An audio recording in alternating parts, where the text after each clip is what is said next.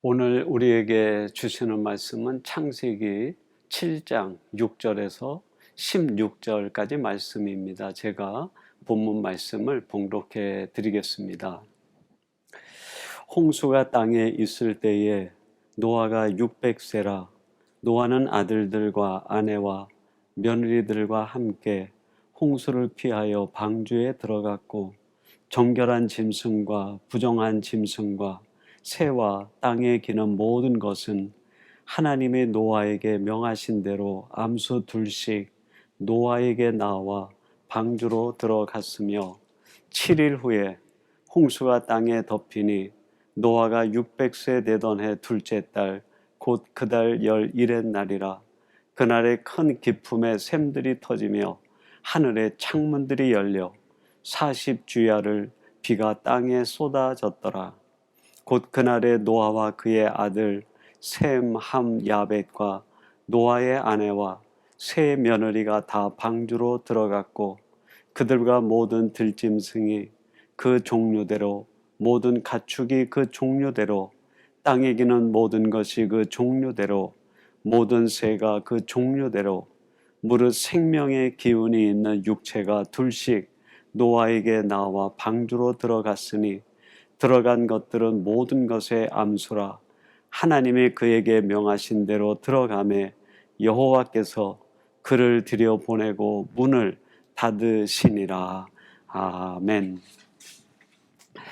오늘 수요 강의 시간은 주신 말씀 창세기 7장 6절에서 16절 말씀을 갖고 새로운 시대를 위한 선민훈련이라는 제목으로 하나님의 말씀을 전하도록 하겠습니다.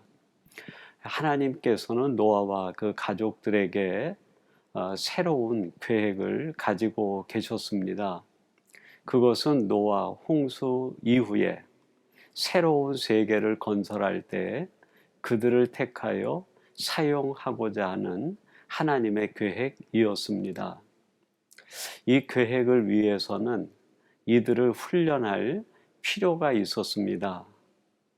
그리고 그들을 훈련하는 훈련 장소는 노아의 방주였습니다. 이것에 관하여 오늘 함께 말씀을 생각하고 묵상해 보고자 합니다. 오늘 본문 7절에 보면 이런 말씀이 기록되어 있습니다. 노아는 아들들과 아내와 며느리들과 함께 홍수를 피하여 방주에 들어갔고, 하나님의 명령에 따라서 노아와 그의 아들들과 며느리들이 함께 방주로 들어갔다 말씀합니다. 노아와 그의 가족들이 방주로 들어간 때, 그때가 언제냐면 11절 말씀에 보면 이렇게 가르쳐주고 있습니다. 노아가 600세 되던 해 둘째 달 곧 그달 11의 날이라. 즉 노아가 600세 되던 때 그달, 즉 2월 17일에 방주로 들어갔다 말씀하고 있어요. 그러면 이들이 방주에 들어갔다가 모든 홍수의 물이 마른 뒤에 언제 방주에서 나왔는가? 그것에 대하여 창세기 8장 13절, 14절은 우리에게 이렇게 말씀하고 있습니다. 먼저 13절, 601년 첫째 달, 곧 그달 초 하룻날에 땅 위에서 물이 거친지라 그랬습니다. 노아가 방주에 들어간 때는 600세 되던 해 2월 17일인데 거의 1년이 지나서 601세 되던 해 그 2월 초 하룻날에 물이 마르게 되었다 얘기합니다. 물이 마르긴 했지만 그들이 밖에 나올 만한 상황은 아니었습니다. 그래서 창세기 8장 14절에 보면 그들이 언제 방주에서 나왔는지 이렇게 이야기합니다. 둘째 달 21의 날에 땅이 말랐더라. 땅이 완전히 말라서 방주 안에 있었던 노아의 8 식구가 방주 밖으로 나온 것은 노아가 601세 되던 해 둘째 달, 즉 2월 27일이라고 이야기합니다. 이거를 계산하면 노아와 그 가족들이 방주 안에 머물러 있었던 기간은 1년하고 열흘이 됩니다. 오늘날 우리들이 계산하는 1년 연수로 날짜로 계산한다고 하면 약 375일 동안 방주 안에 머문 것이 되죠. 교회 성장학 교수 가운데 맥가브란이라는 분이 있는데 이분은 그 교회를 몇 가지로 유비를 했어요. 교회는 병원과 같다든지 교회는 학교와 같다든지 그런 유비 가운데 또 한 가지가 있는데 교회는 훈련소와 같다 그렇게 유비를 했습니다. 교회는 어떤 곳인가? 훈련받는 곳이라는 겁니다. 하나님의 사람으로 하나님이 선택한 선민으로 하나님이 쓰실 만한 일꾼으로 훈련받고 하나님의 사람으로 되어져 가는 것이 바로 교회고 교회의 기능 중에 아주 중요한 기능이라는 말씀입니다. 그러니까 하나님께서 방주 곧 오늘날 교회로 상징되는 그곳에 노아와 그의 가족들을 1년 열흘 375일 동안 머물게 한 것은 이제 노아 홍수 이후에 새로운 세상이 만들어질 때 하나님이 그들을 쓰시기 위해서 훈련하는 장소, 훈련하시는 곳이다라고 말할 수 있는 것이죠. 여러분, 노아를 하나님이 새 시대에 쓰기 위해서 방주에서 1년 이상 훈련하신 것처럼 오늘 이 시대에 하나님이 선택한 선민된 우리들 역시 하나님이 원하시는 곳에 사용하기 위해서 훈련하시는 것 아니겠습니까? 그래서 하나님은 우리를 교회 공동체를 통해서 훈련하시고 양육하시고 준비시켜서 하나님이 하시고자 하는 일과 하나님이 원하시는 일에 우리들을 일꾼으로 사용하시고 하나님의 사람으로 사용하신다는 말입니다. 이런 전체적인 것을 마음에 담아두고 우리들을 어떻게 훈련하시기를 원하시는가? 하나님이 우리를 쓰시기 위해서 무엇이 훈련되기를 원하는가? 이 점을 잊지 않고 오늘 본문을 통해서 하나님은 노아와 그의 가족들을 방주 안에서 무엇을 훈련하시고 어떤 훈련을 하셨는가 하는 것을 한번 생각해 보려고 합니다. 이것을 우리가 함께 묵상하고 살펴보게 되면 우리들이 오늘날 무슨 훈련에 집중해야 되는지를 알게 되고 하나님이 우리를 어떻게 다루시기를 원하시는지를 알 수 있기 때문입니다. 그래서 우리들이 보다 더 하나님이 원하시는 하나님이 쓰시기에 합당한 사람으로 다듬어져 갈 수 있는 것이죠. 이런 목적과 이런 말씀에 초점을 가지고 오늘 본문을 통해서 하나님은 방주 안에서 노아의 8 식구에 무슨 훈련, 어떤 훈련을 시키셨는가 함께 생각해 보려고 합니다. 첫째는 죽는 훈련을 시키셨습니다. 창세기 6장 15절에 보면 하나님이 노아에게 방주를 만들라고 그 방주 모양에 대해서 설계의 이야기를 하시는데 이렇게 말씀하십니다. 내가 만들 방주는 이러하니 그 길이는 300규빗, 너비는 50규빗, 높이는 30규빗이라. 하나님께서 이제 노아를 불러서 방주를 만들라 말씀하시고 그 방주의 전체 모양을 얘기하시는데 그 길이는 300규빗, 넓이는 50규빗, 그리고 그 높이는 30규빗이 되게 하라는 거예요. 지난번에 창세기 말씀을 묵상할 때 그 모양이 직육면체의 모양으로 축구장보다 조금 더 큰 크기다 그런 이야기를 드렸습니다. 직육면체로 되어 있는 모양인데 이 모양을 가리켜 스펄전 목사님은 관과 같다라고 유비를 했어요. 방주의 그 모양을 조금 축소해 보면 마지막에 관과 같은 모양으로 축소시킬 수 있다는 거예요. 스펄전 목사님께서 방주를 관과 같다라고 말씀하신 까닭이 뭘까요? 그렇습니다. 관이라고 하는 것은 모든 것이 죽어 있는 상태로 누워 있는 것. 그것이 관 아닙니까? 완전히 내가 죽어서 누워 있는 곳이 관이라 할 수 있겠어요. 스펄전 목사님이 이야기하신 그 메시지의 핵심은 교회는 죽는 것을 배우는 곳이고 죽는 것을 훈련하는 곳이다 라고 말씀드릴 수 있는 거죠. 세상에서 내가 살아있고 내 고집이 살아있고 내가 가지고 있는 옛 습관과 잘못된 모든 인간적인 그것들이 다 교회 안에 들어왔을 때는 그것이 완전히 십자가에 묻힌바되어 하나님 앞에서 사형 선고를 받은 것처럼 죽은 자가 되고 예수 그리스도 안에서 새로 태어나는 곳이 교회라고 할 수 있겠습니다. 그러면 내가 죽는다고 할 때 무엇이 죽는 것인가? 그것에 대한 답을 우리가 갈라디아서 5장 24절 말씀에서 찾아볼 수 있습니다.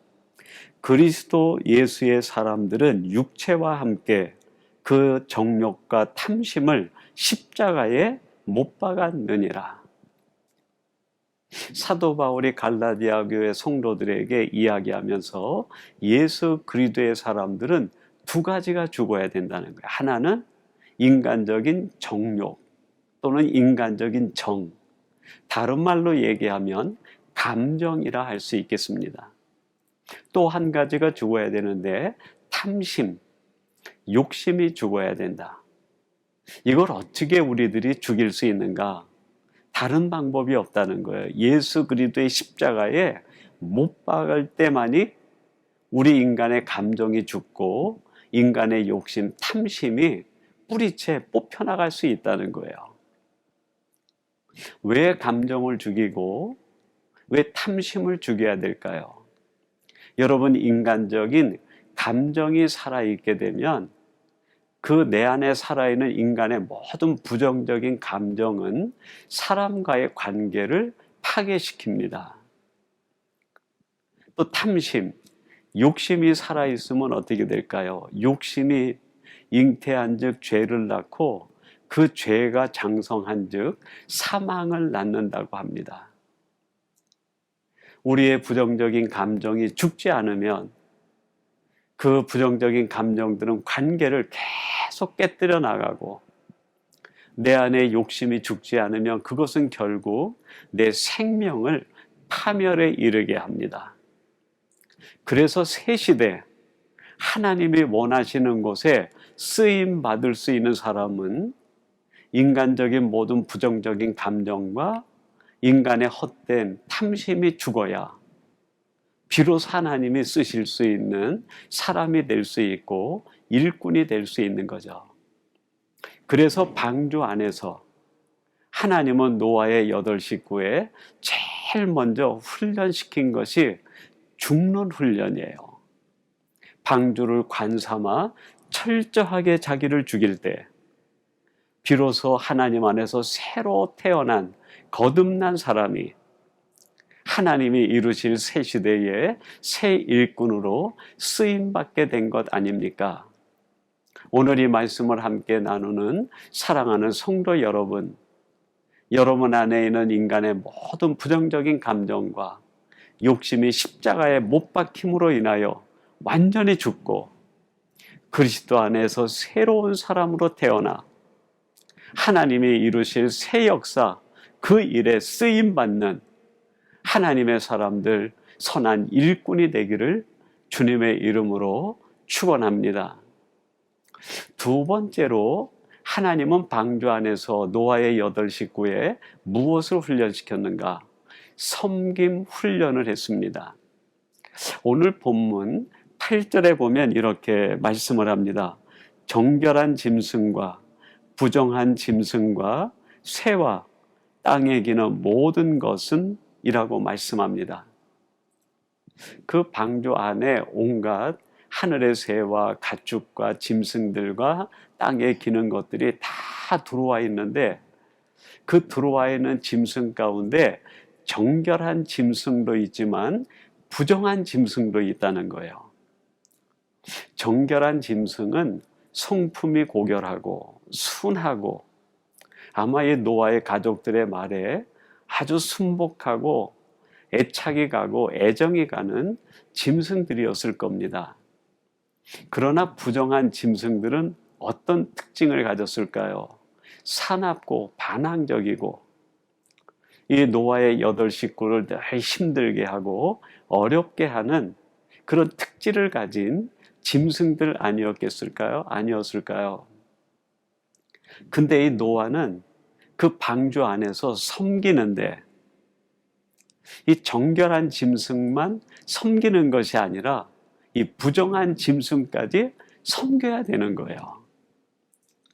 노아의 8 식구를 늘 힘들게 하고 마음에 상처를 주고 일을 고단하게 만들고 피곤하게 만들고 그들을 지치게 만드는 그 부정한 짐승들을 계속 돌보고 섬기라는 거예요. 여러분이 방주 안에서 하나님이 노아의 8 식구에게 훈련시키는 두 번째 훈련은 섬김 훈련이에요. 내 뜻과 내 생각과 내 마음에 합한 사람만이 아니라 오히려 그 반대의 특징을 가지고 있는 그 사람들을 전부 수용하여 섬기라. 그것이 바로 하나님이 새로 이루실 새로운 세상의 모양이고 하나님이 이루실 새 역사의 사건이라는 말씀입니다. 요한복음에 보면 예수님께서 마지막 그 십자가 사건을 앞에 두고 제자들과 만찬을 하시기 전에 세족식을 하십니다. 그 제자들의 발을 하나씩 하나씩 다 닦아주신 뒤에 제자들에게 이런 말씀을 하십니다. 그게 요한복음 13장 15절 말씀인데 한번 주목해 보세요. 내가 너희에게 행한 것 같이 너희도 행하게 하려 하여 본을 보였노라. 내가 지금 너희들의 발을 다 씻긴 것은 너희들도 앞으로 너희들이 함께할 공동체의 사람들을 내가 지금 너희들의 발을 씻긴 것처럼 이거를 본받아 너희들도 그들을 섬기라. 섬김의 본을 보여주셨다는 거예요. 예수님이 발을 씻겨주신 12 제자 가운데는 어떤 제자들이 있습니까? 자기를 모른다고 부인하고 저주하고 도망갈 베드로도 있었고, 심지어는 예수님을 팔아넘길 가룟 유다도 그 안에 있었던 것이 아닙니까? 예수님께서 지금 섬김의 본을 보이신 것은 예수님의 마음에 흡족한 제자들, 그들만이 아니라 오히려 예수님에게 상처를 주고 아픔을 줄 수 있는 그 제자들까지 끝까지 섬기라는 거예요. 이 섬김의 훈련을 받는 곳이 교회고, 이 섬김의 훈련을 받은 사람이 하나님이 장차 이루실 새 공동체, 새 역사에 쓰임받을 수 있다는 말씀입니다. 탈무드에 보면은 이런 말이 나옵니다. 가벼운 짐보다는 넓은 어깨가 필요하다. 하나님의 일을 할 때 가벼운 짐을 달라고 구하기보다는 내가 감당하기 어려운 큰 짐이라 할지라도 그거를 감당할 수 있는 넓은 어깨, 섬김의 은사, 사랑의 은사, 이런 은사를 구하는 것이 합당하다라는 말씀입니다. 오늘 이 말씀을 함께 나누는 사랑하는 성도 여러분, 여러분이 함께 신앙생활하는 공동체, 또 우리 믿음의 공동체 안에서 훈련받되 섬김을 훈련 받으시고 그 섬김의 훈련 속에서 내가 감당하기 어려운 지체라 할지라도 그 지체를 감당할 수 있는 섬김의 은사, 사랑의 은사가 넘쳐 그 섬김을 훌륭히 감당해낼 수 있는 복된 하나님의 사람들이 되시기를 주님의 이름으로 축원합니다. 마지막 세 번째로 방주 안에서 어떤 훈련을 받았는가? 시선의 훈련을 받았습니다. 오늘 본문 16절 말씀 제가 한번 봉독해 드리겠습니다. 들어간 것들은 모든 것의 암수라. 하나님이 그에게 명하신 대로 들어가매 여호와께서 그를 들여보내고 문을 닫으시니라. 이제 하나님께서 노아의 8 식구들과 모든 짐승들이 방주 안에 들어간 것을 확인하고 문을 닫아 걸으신 거예요. 문을 닫으셨다는 건 뭘까요? 이제 세상과는 완전히 시선을 차단시켜 버리셨다는 뜻이에요. 이전에 보던 세상은 더 이상 볼 수가 없습니다. 예전에 눈길 주던 곳에는 눈길도 줄 수 없고 완전히 시선이 방주 안에서 차단돼 버린 거예요. 그런데 창세기 6장 16절에 하나님이 방주를 지으라 말씀하실 때 한 가지 특별한 양식을 말씀하시고 방주 지을 때 짓게 하시는데 이런 내용입니다. 거기에 창을 내되 위에서부터 한 규빗에 내고 그 문은 옆으로 내고 상중하 3층으로 할지니라. 창문을 내게 하시는데 창문을 옆에다 내는 게 아니라 3층 맨 꼭대기 한 규빗 아래에다가 창문을 내라는 거예요. 그 바닥에서 3층 높이에 그 창문을 바라보면 창문을 통해서 보이는 것은 세상이 보이는 게 아니에요. 하늘만 보입니다. 그 방주 안에서 눈을 들면 세상을 볼 수 있는 것이 아니라 늘 하늘만 보이는 거예요. 여러분, 교회는 하늘만 보는 훈련을 받는 곳입니다. 전에는 세상을 기웃거리고 전에는 내가 보기에 좋은 것을 보며 살았지만 이제 내가 하나님의 신앙 공동체, 믿음 공동체 안에 들어오게 되면 내가 보기 좋고 즐겨 하던 것을 바라보는 것이 아니라 하나님이 열어주시는 창문을 통해서 하늘을 바라보고 하나님을 바라보고 천국을 바라보는 훈련을 받는 곳이에요.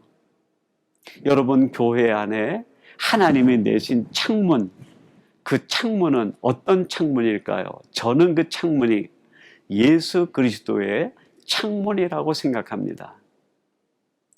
교회 안에서 예수 그리스도라는 창문을 통하여 하늘을 바라보고 시선을 하나님께 고정하는 사람만이 하나님의 새 역사에 새 시대에 쓰임받을 수 있고 쓸 수 있는 사람으로 변화가 되고 양육되는 것 아니겠습니까? 제가 어느 책을 보다 보니까 영국의 물리학자인 길버트 박사가 1600년경에 나침판이 발견되고 발명되는 걸 보면서 이런 이야기를 합니다. 근대와 현대를 구분짓는 최고의 발명품은 나침판이다, 그렇게 얘기를 했어요. 근대와 현대를 구분짓는 그 기준이 있다고 하면 나침판이라는 겁니다. 나침판이 무엇을 했길래, 나침판이 도대체 어떤 역할을 했길래 시대를 구분하는 기준이 될 수 있었을까요? 여러분이 나침판은 시선이라고 할 수 있어요. 아무것도 보이지 않는 상황에서 그 나침판을 바라보면 내가 어디로 가야 되는지 방향이 보여요. 늘 정북 방향을 가리키고 그곳에 시선을 두게 합니다. 즉, 근대와 현대를 구분짓는 기준은 시선이었다는 거예요. 시선. 근대는 옛 생활을 바라보았고 옛 세계를 바라보았지만 현대는 새로운 세상을 바라보고 신세계를 바라보며 살아가는 세대로 바뀌었다는 거예요. 그 시선을 누가 바꿨는가? 나침판이 바꿨다는 거예요. 여러분, 이것을 우리 영적 세계에 대비한다고 하면 어떻게 얘기할 수 있을까요? 나의 옛사람과 새 사람을 구분짓는 기준, 그것이 있다고 하면 그게 뭘까요? 시선이죠, 시선. 예수 그리스도라는 프리즘을 통해서 하나님을 바라볼 때 우리는 더 이상 옛사람에 머물지 않고 새 사람이 되어 하나님의 원하시는 새 역사, 새 시대의 일꾼으로 쓰임받는 사람이 되고 살아갈 수 있습니다. 내 인생의 변화는 언제부터 시작이 되는가? 시선의 변화로부터 시작이 됩니다. 세상에 두었던 시선이 하나님께 고정되고 내 아집과 지식에 머물던 시선이 하나님의 말씀과 진리에 머물 때 비로소 내 인생의 변화와 삶의 새로운 사건들이 기적처럼 일어나게 되는 것 아닙니까? 하나님께서는 노아 홍수 이후에 새로운 세상을 준비하시고 계획하고 계셨어요. 그리고 그 시대에 쓰임받을 수 있는 사람을 준비시키는데 그들이 바로 노아와 그의 가족들이었습니다. 하나님은 이들이 홍수 이후 새 시대에 쓰임받는 하나님의 선민이 되게 하기 위하여 방주 안에서 1년 이상 그들을 훈련시키셨습니다. 철저하게 자기 자신이 죽어지는 훈련. 무엇보다도 내 마음에 합한 사람이 아니라 내게 가시와 아픔과 상처를 주는 사람까지도 섬길 수 있는 은사의 사람. 그리고 마지막엔 어떤 일이 있어도 그의 시선이 하나님께 고정되어 흔들리지 않는 사람으로 훈련시키셨습니다. 여러분, 이 시대에도 하나님은 우리 믿는 자들을 똑같이 훈련하시는 것 아니겠습니까? 왜냐하면 우리들이 바로 하나님이 이루실 새 역사, 새 시대, 하나님의 구속사에 쓰임받을 수 있는 일꾼이기 때문에 그렇습니다. 하나님이 훈련하시는 이 훈련에 멋지게 훈련받아 하나님이 쓰시고자 하시는 그 일, 하나님의 새 역사, 하나님의 구속사에 쓰임받는 위대한 하나님의 사람들, 택함받은 선민들이 되시기를 주님의 이름으로 축원합니다. 우리 같이 기도하겠습니다. 하나님 아버지, 감사합니다. 하나님께서는 노아 홍수 이후에 새로운 세계, 하나님의 새로운 시대를 계획하시고 그 시대에 쓰임받기 위해서 노아의 가족들을 방주 안에서 1년 이상 훈련하시고 단련하신 것을 오늘 말씀을 통하여 가르쳐 주시니 감사합니다. 아버지 하나님께서는 오늘 이 시대에 우리들 역시 하나님의 그 놀라운 역사, 하나님의 새로운 구속의 역사에 쓰임받게 하기 위하여 우리를 훈련하시는 줄로 믿습니다. 노아와 그의 가족들이 방주 안에서 철저히 죽는 훈련과 섬김의 은사로 섬기는 훈련과 무엇보다도 하나님의 주시는 그 시선을 놓치지 않고 자지안의 변화와 하나님의 나라를 완성해 가는데 쓰임받았던 것처럼 저들도 하나님이 주시는 믿음의 공동체 안에서 이런 훈련을 받아 하나님이 원하시는 그 역사에 쓰임받는 저희들 되게 해 주옵소서. 예수님의 이름으로 기도하옵나이다. 아멘.